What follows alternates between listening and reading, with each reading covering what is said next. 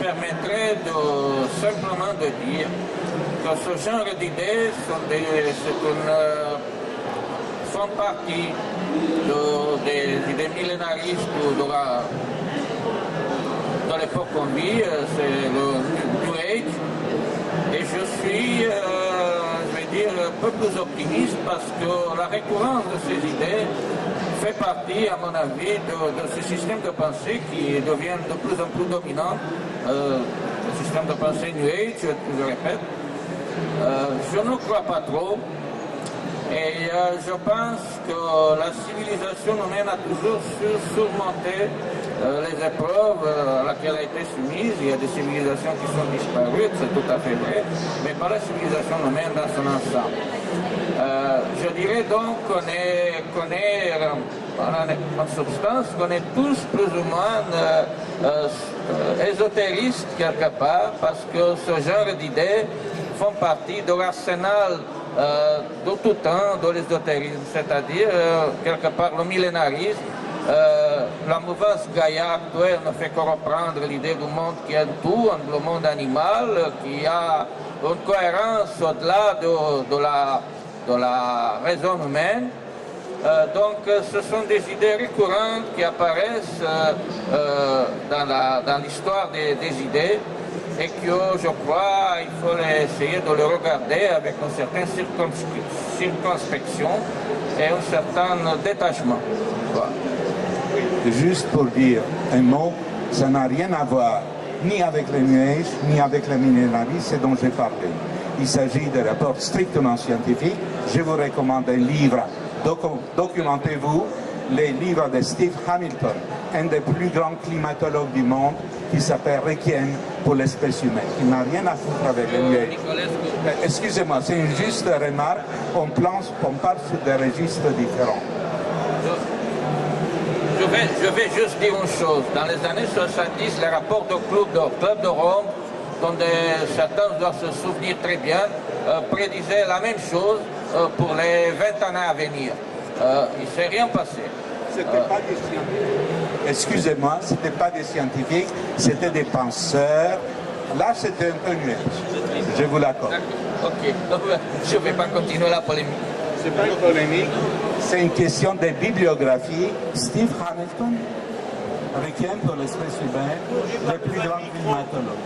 Pour détendre un tout petit peu l'atmosphère, je voudrais simplement faire un rapprochement entre deux mots ou deux noms qui viennent d'être évoqués substantiellement. D'une part Guénon et d'autre part Gaïa, enfin la nature. Je suis aussi sensible que peuvent l'être Basarab Nicolescu et Radu Dragan aux questions concernant l'avenir de notre planète et de l'humanité. Je voulais simplement dire que là nous sommes très loin de Guénon, dont il venait de s'agir, puisque Guénon ne s'intéresse pas du tout à Gaïa, à la Terre, disons, et à son avenir, puisqu'aussi bien pour lui, il l'a écrit maintes fois, la réalité, pour reprendre ce mot, a encore moins, je veux dire que la réalité, le monde réel, sensible, a encore moins de réalité qu'une ombre projetée sur un mur. Voilà, je ne critique pas Guénon, je reconnais ses immenses mérites, Bruno Pinchard le sait. Je voulais simplement dire que nous avons affaire là à deux horizons totalement différents. D'une part, Basarab et Radu, que je mets ensemble, vous me permettrez, et puis d'autre part, Guénon. Je vous remercie de votre attention et je me tais. J'entends bien ce que dit Basarab et le halo sur Paris comme sur Bucarest suffit à vérifier qu'il a raison. Alors maintenant, comment nous pouvons réveiller cette dimension verticale? C'est la question quand même.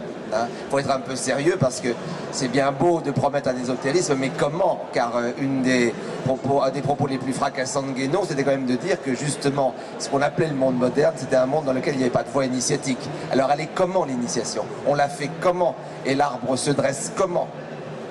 Alors, j'ai pas le pouvoir de projeter des particules sur la surface de l'univers, mais moi je voudrais plaider pour un simple mot qui aussi légitime mes fonctions d'enseignant, mais un mot auquel je tiens beaucoup.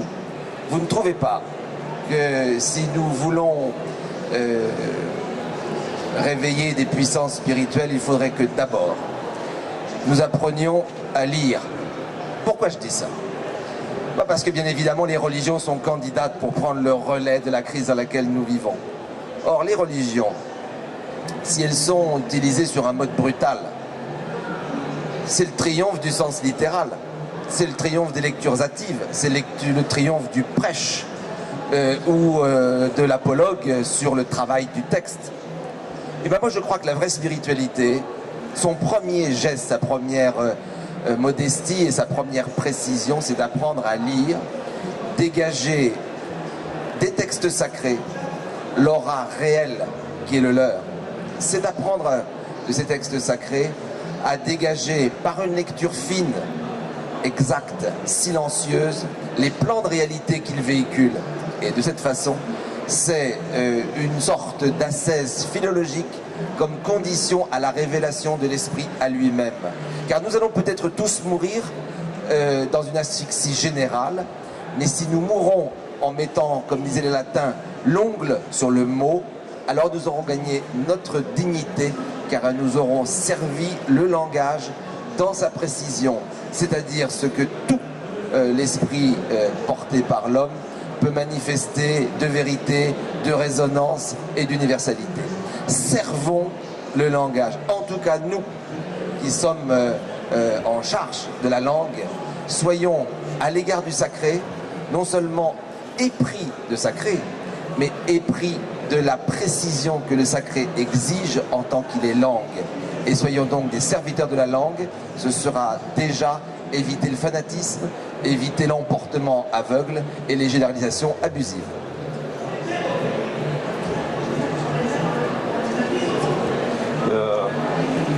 J'ai trouvé une merveilleuse phrase de M. Bruno Pinchard dans un de ses livres qui n'est pas actuel, mais il faut le lire, sur Heidegger et la question de l'humanisme. Il parle justement de notre relation avec la mort physique, et quel est le rôle du spirituel dans cette existence, si nous pouvons être sauvés. Même si nous nous dissipons dans la nature, nous n'existons plus physiquement. Et voilà ce qu'il dit, je dois vous lire ça. C'est cette avancée inexorable de l'intelligence, c'est justement ce qu'il disait, qui anticipe toutes les formes de mort fondées sur la dissociation des corps. Donc, à ce qu'il paraît, disons, c'est pas encore la fin, mais nous approchons de la fin de notre débat.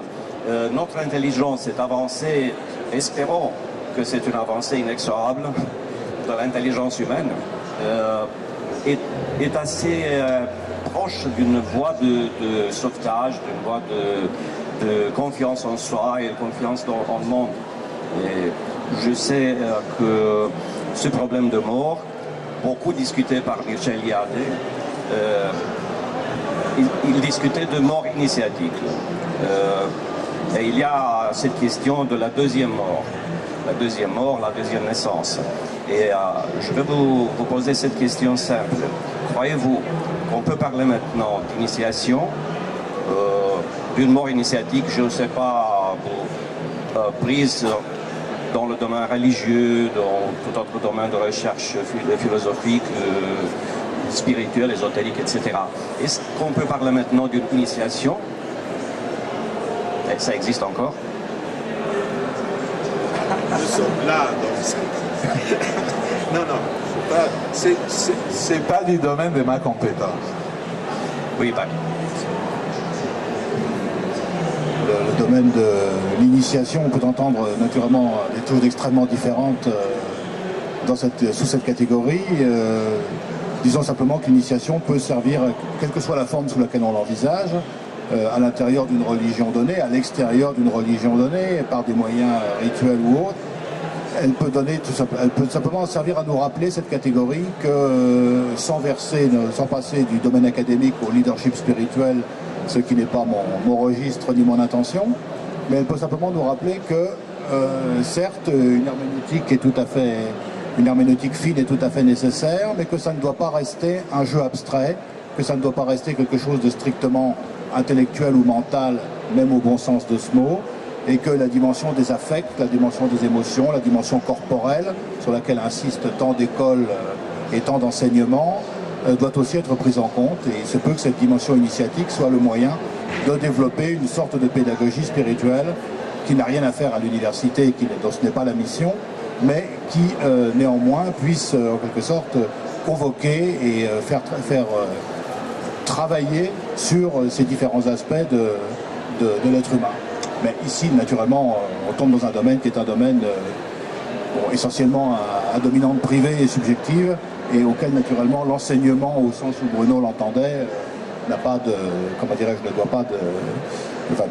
doit pas déboucher là-dessus, parce que ce n'est pas cela qu'on enseigne à l'université, du moins comme nous l'entendons. Mais la catégorie de l'initiation peut nous rappeler que nous ne devons pas considérer exclusivement ces problèmes-là comme des abstractions et des objets de pure mentalisation, mais qu'il y a aussi une assimilation, en quelque sorte, une assimilation de cette dimension verticale qui doit être horizontalisée, si je puis dire, dans nos affects, dans notre dimension purement corporelle et dans la vie quotidienne. Encore une fois, là, c'est l'affaire de chacun. Oui, c'est le vécu, donc. C'est le vécu, c'est l'expérience. Si on reste dans le cadre de l'ésotérisme, on a l'initiation, tant qu'initiation tout simplement dans ce qui est l'ésotérisme en soi, c'est-à-dire un enseignement clé de la religion en question. On peut parler au mystère de l'Eusis. Mais il y a aussi si vous voulez, des points de convergence avec les deux premières catégories, mais ça signifie juste un passage d'une étape de vie à l'autre. En général, c'est l'initiation de... Et j'ai mis du temps à comprendre ce qu'il voulait dire. Il disait, imaginons que toutes les traditions du monde disparaissent soudainement. Et Jung continue, toute la mythologie et toute l'histoire des religions apparaîtront à nouveau. C'est une affirmation très forte. C'est-à-dire cette idée que l'initiation, si on peut l'appeler ainsi, ne se trouve pas quelque part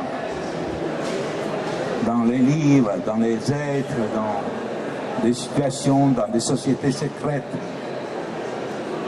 Mais que la vraie initiation, si Jung a raison, c'est dedans. C'est le maître intérieur. C'est celui qui va nous donner à nouveau, quoi qu'il arrive, même s'il y aura disparition du monde, il y aura peut-être quelques gens qui vont survivre, ils vont redécouvrir certainement toutes les religions et toutes les traditions du monde. J'ai mis beaucoup de temps à comprendre cette vérité, c'est-à-dire cette vérité, je crois que c'est une vérité que Jung exprime de manière presque axiomatique, cette idée que ça va apparaître à nouveau. Et c'est en accord avec ce que Diade, évidemment, disait sur l'homo religiosus. Voilà ce que je voulais témoigner. Il y a récemment une interview de Testard, qui est le père du bébé Brouvette, qui dit « Nous sommes dans une autre ère, puisque on peut faire des enfants sans un rapport sexuel entre un homme et une femme. » Et je crois que ce changement de société, nous n'avons peut-être pas complètement compris ce que ça signifie.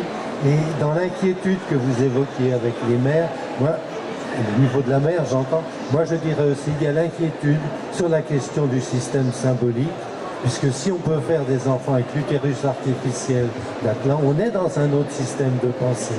Et c'est là où je crois que notre réflexion sur ce que je dirais moi du domaine de la transmission par biais d'initiation est fondamentale, et peut-être qu'on a intérêt de voir qu'actuellement il y a cette idéalisation de l'homme tout fait, on veut un enfant tout fait, c'est-à-dire fini, sans qu'il ait son développement. Et c'est notre élément éthique de réflexion, nous les psys, sur la nécessité d'affirmer qu'il y a un développement, c'est-à-dire une temporalité.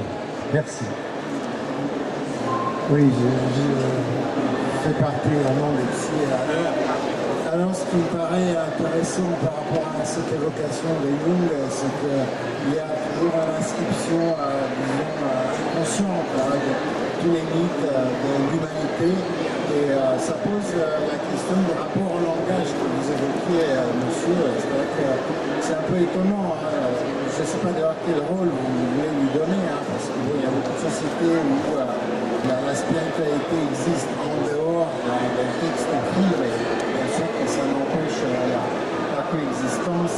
Et d'ailleurs, il y a de toute façon une évolution même à ce niveau-là, ce qui peut poser la question de l'inscription. Mais d'une certaine façon, il apparaît pas nécessaire, peut-être, que l'humanité a vécu des milliers d'années sans avoir besoin de l'écriture. Je ne dis pas qu'elle allait mieux à l'époque, mais voilà, est-ce nécessaire ou non? Mais il y a des écritures, regardez les murs de Lascaux, c'est une écriture, regardez les idéogrammes chinois, c'est une écriture. Je crois que j'appelle dans cette insistance sur l'art d'écrire et de lire, j'insiste sur le fait d'une exactitude et d'une rigueur dans la rencontre du symbole, qui est la seule condition pour que le concept d'esprit auquel on se réfère dans ce renouveau spiritualiste prenne un sens et un poids réel. Pour le dire d'un mot qu'on pourrait peut-être partager ce soir ici, pourquoi ne pas dire que ce que nous cherchons, c'est une discipline qui s'appelle la Kabbale. Pas forcément la Kabbale juive qui a son développement et sa rigueur à elle, mais un regard kabbalistique sur le monde, c'est-à-dire prendre en charge un signe pour lui faire dire son dédoublement et son sens évolutif et travailler en son sein. Être donc toujours en train de porter en soi un désir de Kabbale, une œuvre de Kabbale.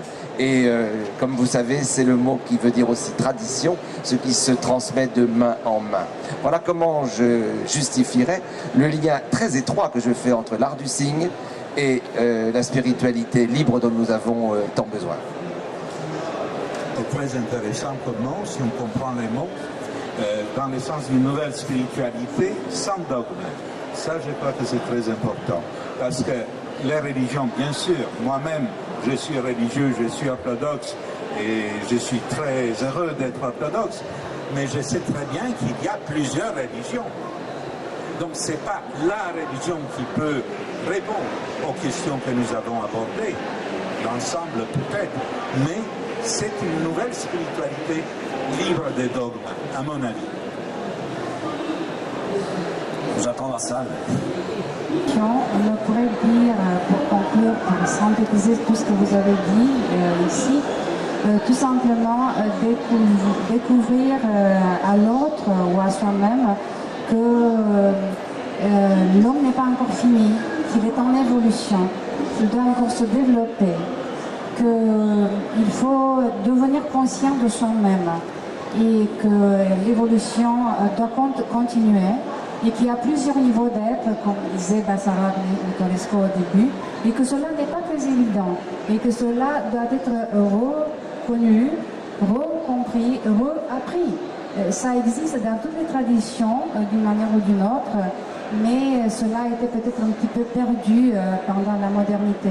Et il faudrait peut-être la reformuler ou le reformuler à travers aussi les sciences qui représentent peut-être la religion d'aujourd'hui. Il faut aussi tenir compte de cette nouvelle mentalité, cette nouvelle mythologie scientifique qui nous englobe, qui nous influence. Donc, une question possible, si on pourrait, dans le concept d'initiation, introduire des éléments scientifiques et comment procéder pour arriver à cette conscience élargie, globale, dont on a tellement besoin à nos jours. Tu évoques ici Magda Kernech parce que nous sommes au centre de ce qu'on discute ici. Je crois que cette séparation nature-culture, c'est d'une autre époque, que c'est fini. Et moi, en tant que scientifique, ce qui me dérange beaucoup, c'est le manque d'informations sur les plans scientifiques. beaucoup de gens qui parlent de la science ou du New Age ou je ne sais pas quoi, mais ils ne savent pas les données scientifiques. Et à propos d'Anthropocène, cette séparation nature-culture, c'est fini aussi, parce que l'homme intervient dans la nature. La nature est modifiée par l'homme. Donc, dans ce sens-là, je crois que la science n'a pas un rôle capital, c'est un parmi d'autres, mais ça a sa place. C'est-à-dire on ne peut plus diaboliser en quelque sorte la nature et la science, ou la technologie. C'est aussi, je crois, une attitude très simpliste qu'il faut apprendre à dépasser. Il faut intégrer ces données de la science. La raison, c'est une des choses les plus magnifiques que l'être humain a. Mais au nom de la raison, combien d'horreurs on a fait. Donc la raison doit avoir sa place.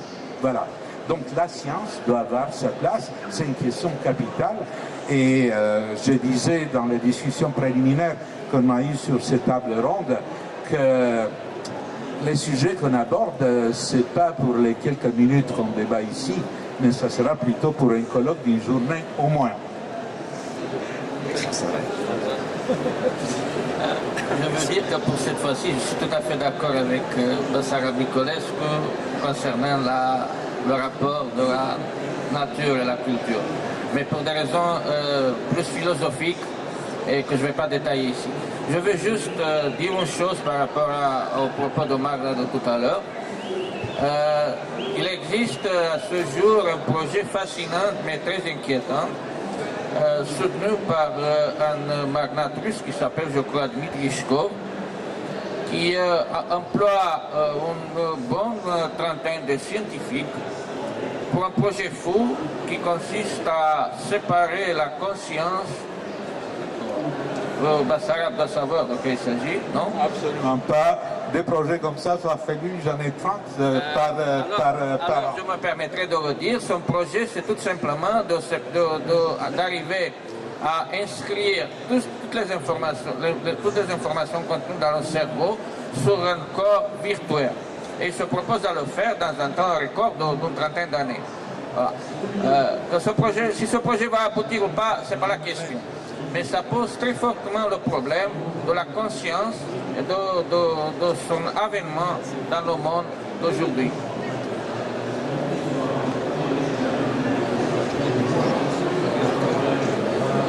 On va finir. Juste pour ajouter, je crois que ça fait partie, tout ça, de cette fascination de la technologie. C'est-à-dire l'idée que la technologie peut sauver le monde. La technologie va détruire le monde s'il n'y a pas la conscience, s'il n'y a pas la spiritualité. Et maintenant, c'est le manque d'informations, et des fois c'est volontaire.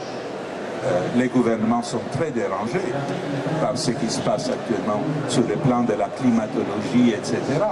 Il vaut mieux de ne pas savoir trop, parce qu'il faut la croissance sacro-sainte. Et donc, là, on ouvre vers un autre territoire, un autre terrain qui est plutôt du côté, je dirais, de Heidegger, lié à la techné, et ça sera peut-être l'objet d'un autre colloque. Je vais clore ce débat qui a suscité des très très belles idées, qui a été très intéressant, par un fait vécu. Parce que M. Bruno Pinchard nous parlait, ou peut-être M. Jean-Pierre Braque nous parlait de cette expérience vécue par laquelle nous pouvons entrer mieux dans notre condition humaine et accéder à de certaines vérités. Il s'agit de mon fils qui n'a pas encore 4 ans. Il s'est endormi dans le deuxième rang avec mon épouse. Il y a quelques jours, mon fils me demande: papa, viens avec moi à la fenêtre. Et bon, je monte à la fenêtre. Tu vois, c'est la lumière qui vient. Ben oui. La lumière nous parle, me dit-il. Je ne comprends pas ce qu'il dit. Je volais sur cette question. Je vous laisse méditer, réfléchir à cette question. Je n'ai pas trouvé la réponse, mais le fait qu'il a déjà deviné qu'il y a quelque part une lumière qui nous parle, ça c'est déjà on commence à nouveau cette table ronde à partir de ce sujet. Je remercie également mes invités, je les félicite pour leur intervention, je vous félicite vous les spectateurs, et je suis très content de vous avoir eu ici avec nous. Bonne journée, on continue. Des questions déjà? Oui. On a notre ami Victor Popa qui travaille pour un